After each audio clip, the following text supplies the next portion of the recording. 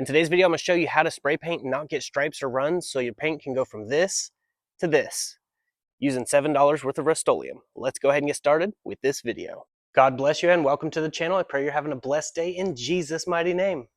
All right, I got a 2009 Chevy Traverse with the flaking GM paint on the hood. I used a pressure washer, got a majority of it off. We're going to be scuffing this up and shooting it with $7 worth of paint. I'm going to show you how to make it look good. So I'm going to go ahead and get the hood off and get it in the garage. Hope you guys enjoy this video. And if you do, please hit that like button. All right, before we get too started, please don't skip over this. It's super important if you want your paint jobs to come out good. If you don't want runs, you're not going to want to lay the coats on super thick. I like to lay my coats on thick because I know about the limits before it starts to run. The temperature is a key factor as well. 65 to 75 is a good temperature to not get runs. If it's below 65, runs are a lot easier. If it's above 75, you get stripes, which brings me to the stripes. If you don't want stripes in your paint job, you're going to want to make sure the panels are not too hot. They're not in the direct sunlight. They're nice and cooled down to the touch. If the hood is what you're painting, a lot of times you'll see stripes on people's hoods and roofs because they are in the sun and the engine heat soaks the hood. So you're going to want to make sure the engine is nice and cooled down so the hood is nice and cooled down. Also, don't let it be too humid out. There's a lot of factors into making these spray can paint jobs look good. That's why I can't just do all the spray can paint jobs all the time. During the summer is the hardest time because I don't have a cool temperature here in Texas. So in my experience, 65 to 75 is a decent temperature for spray can painting. In the winter time, I get a lot more spray can paint jobs done here in Texas, and I'm not taking on any new ones right now. I've already got plenty I have to do still, so there will be more content coming soon. But I just wanted to kind of fill you in a little bit, but we'll go over more and I'll show you the methods I use. So I hope you guys enjoyed this video. All right, so I got the hood taken off and moved into the garage. I went ahead and sanded off the edges where all the white paint was left, and then went ahead and hand sanded with some 320 grit over the entire hood, making sure everything was really, really smooth. Then I wiped it down with some rubbing alcohol just to make sure that everything is nice and clean. And then I went over it with a tack cloth multiple times. And now here we are. The whole thing is ready to go. And I'm just going to be using some of this 5-in-1 from Rust-Oleum. This is the gloss protective enamel. This is my go-to paint. I prefer this over the 2X stuff because this stuff, it dries a little bit slower, but it stays glossier longer. And this 30% greater color retention and corrosion resistance is true. I've used it on many vehicles and it withstands UV. So we're not going to be putting a primer down or a clear over this. We're actually going to be doing a separate video update to see how it's held up to the Texas sun and the elements outside. We drive highway a lot, so this is actually going to be the base for that. I'm going to do a couple coats and I'm going to show you how I get it to not have any stripes on it. And one of the key things is the temperature. You can see the garage temperature right now is 72 degrees inside and it's 67 degrees outside. I went ahead and used the AC to remove the humidity out of the air in the garage and then shut it off, and now we're ready to go. So I'm going to wipe it down with a tack cloth one more time just to make sure no dust or debris fell in it. And then we're going to do a light layer across the entire hood, and then we will go over it thicker.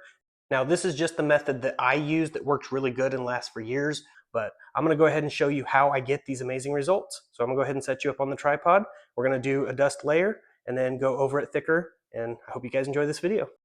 All right, while I'm wiping this down, one thing I forgot to mention is to make sure to wear a respirator and be in a well-ventilated area or have some sort of extraction fan like we have with this Vivor extraction fan to pull the fumes out.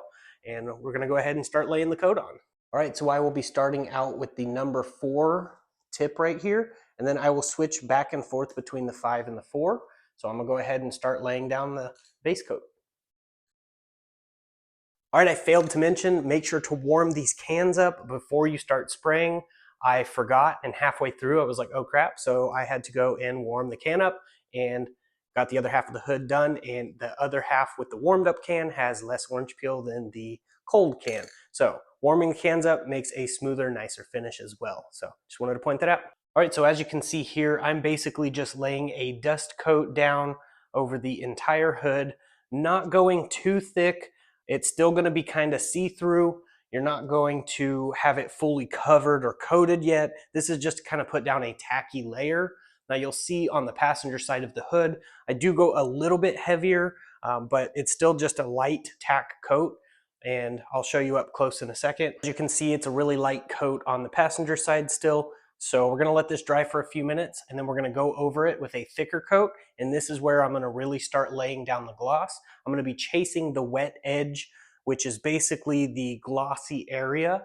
And I'm gonna continue to make sure the entire hood stays glossy and that there are no dry spots. So you'll see what I'm saying because I'm not gonna speed this up too fast. So you'll still be able to see exactly what's going on. And if you copy these methods, it should work good for you.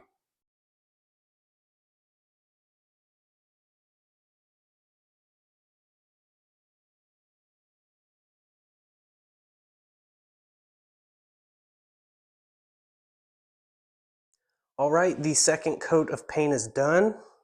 You can see some bugs and some dirt fell in. Now this side of the hood, the can was warmed up because I forgot to warm the cans up. And this side over here, it was not warmed up, so you can see it has way more orange peel and a lot of dirt and dust fell in here. So we can't control all the bugs that are gonna fall in there or anything like that, but for a cheap spray can paint job, this looks pretty good. It's still got a really good gloss finish to it. We're gonna let it fully dry overnight, and then we will put it on the vehicle and see how it looks. But I decided to go with black, do a test with a darker color, and give you guys some results from real world experience. We drive that car daily, so that thing sees a lot of highway, a lot of bugs, and you'll see how it does. This Rust-Oleum is really good stuff. You'll see how good it does without a primer laid down. This was just sanded down and then sprayed the paint on top. So there's no clear on this whatsoever. It is just straight out of the can. Took one can to do a hood this size, but you could let this dry 5 to 10 minutes, do another coat, but since there's bugs landing in it, I'm not even gonna worry about it. We're gonna go with the 2 coats and done. I recommend doing at least 2 coats or do one really thick coat. We didn't get any runs or anything like that. So the key to not getting runs or stripes is control the temperature the best you can. Don't let the engine be warm and then paint the hood, or you'll get stripes in the hood. That's the key problem that most people do. The engine is still hot and they just start sanding, wipe it down, and paint the hood, and they get stripes. What's happening is the paint is drying too quickly, and so it's leaving a stripe of a dry spot. That's why I kept the coats really wet, and then I backtracked. I actually went back a little bit and then re-wet coat, like a flow coat basically, over the whole thing to kind of get it all even and make sure there's no stripes or anything like that. But looks pretty good considering the conditions I have. Really dirty floor and bugs flying all over the place from all these lights and everywhere. So we're gonna let this dry overnight, put it on the Traverse, and we'll see what it looks like all put up. All right, so while I was at it, I went ahead and taped off the Chevy bow tie up front and painted it this color my wife and I agreed on. Looks really good. And went ahead and put the hood back on. I just set it on there to dry longer since it was right in the sun. And here it is. Looks so good. Now this is without clear, without primer, just straight out of the can. Now we do have some bugs and stuff that landed in it. Some of them landed in it after it was already out here in the sun. It was still a little bit tacky, even though it was drying overnight. The stuff does take longer to dry, so keep that in mind. If it's cooler out, it's not gonna dry as fast, but since it's out in the sun, it dried a lot faster. But yeah, it looks pretty good and pretty reflective and glossy all the way through. And once it's nice and dry, we're gonna let it cure for a few days, then we'll actually be able to wash the entire vehicle again, and it'll get most of those bugs out because they're just very lightly stuck and I don't wanna touch it to mess it up. So if you follow the instructions in this video, you can get similar results, if not better results, if you have a better environment to paint it in. Obviously, most people don't have a paint booth, so I'm just doing with what we have. I have an inflatable paint booth, but every time I put it up, it gets really windy here, so I just don't use it that much. But looks pretty good, $7 can of paint, and the results come out really, really nice. So if you guys follow the steps in this video, you should be able to achieve some pretty awesome results. Well, there it is, $7 worth of paint. The hood looks a lot better, and we will have an update on how it's been holding up with no clear, no primer, to the bugs, to the sun, since that vehicle is not garage kept.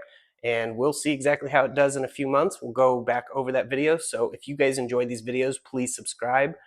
Turn that bell icon on to get notified of every upload, and share the videos around if you really enjoy them. A like would help and a comment as well. So if you guys could, let me know what you think in the comments below.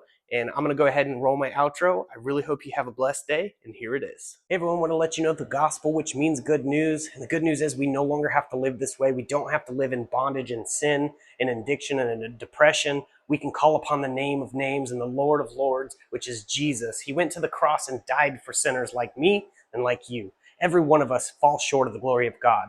For the wages of sin is death. The free gift of eternal life comes through Jesus Christ and his sacrifice. All you have to do is believe in your heart and confess with your mouth that Jesus rose from the dead by the power of God, defeated sin and death for us, and you will be saved. After you're saved, the good works start to show. We're not saved by our works. We can't be saved by feeding the homeless or the poor or going and doing good deeds and stop cussing, but we are saved through our faith in Jesus Christ. And once you have that faith, those things seem to fall off. Your language will clear up, your good deeds will start flourishing, and you will show fruit that you are saved by the King of Kings. Jesus loves you, I love you, and I just wanted to let you know this truth. I know there's people that reject it, but that's their choice. God did not invent hell for us. He gave us a way out with Jesus at the cross. Hell wasn't designed for us. It was actually designed for the fallen angels and the ones that followed after Satan, and it's because of Satan's pride. So remember that whenever you see that word pride everywhere. Just remember, it's because of pride that Satan fell. Don't fall into that trap. But God also does honor our choice. If we want to live away from him, he will honor that because he loves us. Love must be free and not forced. See, God is a just God and a God of love, and he loves us so much he gave us free will to choose him or reject him. And either which way we go, he will honor. If we choose him, all the other things are going to fall off and we're going to go towards him. If we reject him, he'll honor that by sending you far from him. And hell is a place of torment. And it will also be filled with a bunch of religious fanatics who sit there shaking their finger at you because you're doing this, but they're doing even worse.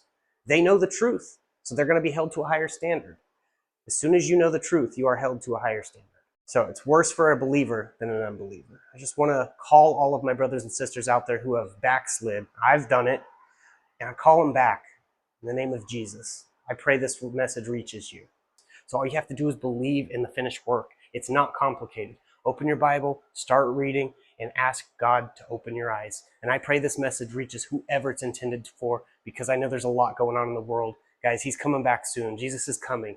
So go ahead, open your Bible, tell the world. I just want to let you know, God loves you and I love you. If you're saying in your mind, you can't love me, you don't even know me. Well, people hate each other for no reason. I get hated on all the time and people don't know me. So I can love you for no reason. But my reason comes from above. His name is Jesus. Just wanted to leave you with that. God bless each and every one of you. God bless, stay safe, stay awesome. Jesus loves you.